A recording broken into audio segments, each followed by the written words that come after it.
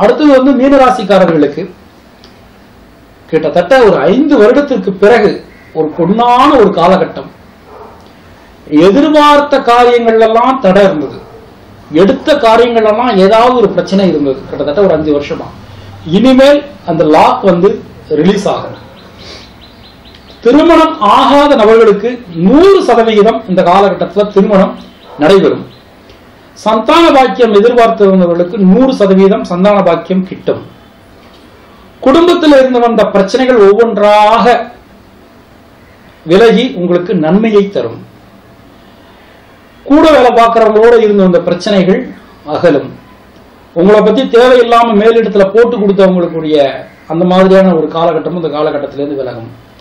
எதிர்பார்த்திருந்த பதவி உயர்வு, எதிர்பார்த்திருந்த இடமாற்றம், நீங்க எந்த இடத்துக்கு நீங்க இடம் மாற்றம் எதிர்பார்த்தீங்க அந்த இடத்துக்கு உங்களுக்கு இடமாற்றம், இதெல்லாம் உங்களுக்கு இந்த காலகட்டத்தில் கிடைக்கும்.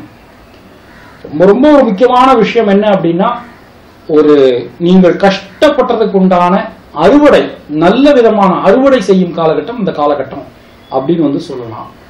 இது எல்லாம் நல்லா இருந்தாலும் ஒரு சில விஷயங்கள் பிரச்சனை கிளப்புறது. என்னன்னா, ராசியில் இருக்கக்கூடிய கேது, 7 இருக்கக்கூடிய ஒரு ராகு, வாழ்க்கை துணையுடன் அவ்வப்போது கருத்து மோதல்கள், கருத்து வேறுபாடுகள் வரலாம். வாழ்க்கை துணையின் உறவினர்கள், அதாவது மாமனார் மாமியார் அந்த மாதிரியான இருக்கிறவங்க கூட சிறு சிறு வாக்குவாதங்கள், சிறு சிறு பிரச்சனைகள் வரலாம். நீங்க வந்து அதாவது தண்ணீர் சார்ந்த இடங்களுக்கு பயணம் செல்லும் போது மிகுந்த கவனம் தேவை. பணத்தை வந்து சரியான முறையில கையாளணும், பணத்தை வந்து சரியான முறையில சேமிக்கணும். தேவையில்லாத இன்வெஸ்ட்மெண்ட்ஸ் நீங்க இந்த காலகட்டத்தில் செய்யவே கூடாது. மீனராசியில் பிறந்த கலைத்துறையினருக்கு இந்த காலகட்டம் எப்படி இருக்கும் அப்படின்னா, தெளிவான, அதே நிறைய பணம் வரக்கூடிய வாய்ப்புகள் உங்களுக்கு வந்து சேரும். மன உறுதி உங்களுக்கு இந்த காலகட்டத்தில் அதிகரிக்கும்.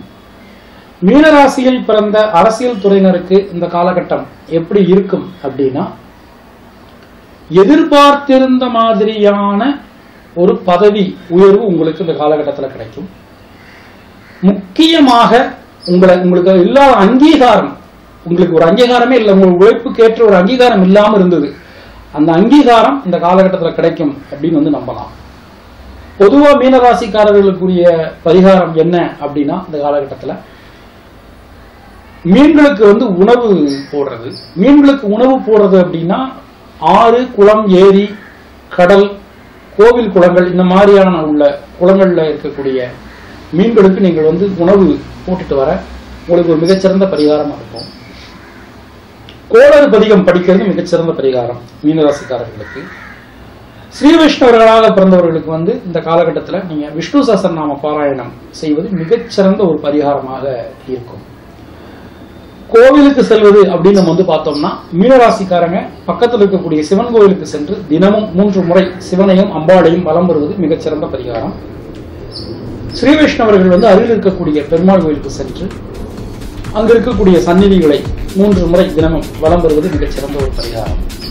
உங்களுக்கு எப்பெல்லாம் வாய்ப்பு கிடைக்கிறதோ அப்பெல்லாம் மீன்களுக்கு வந்து நீங்கள் உணவிடுங்கள். மீன் சாப்பிடுவதை 100% தவிருங்கள். உங்களுக்கு எல்லா விதமான நன்மைகளும் வந்து சேரும்.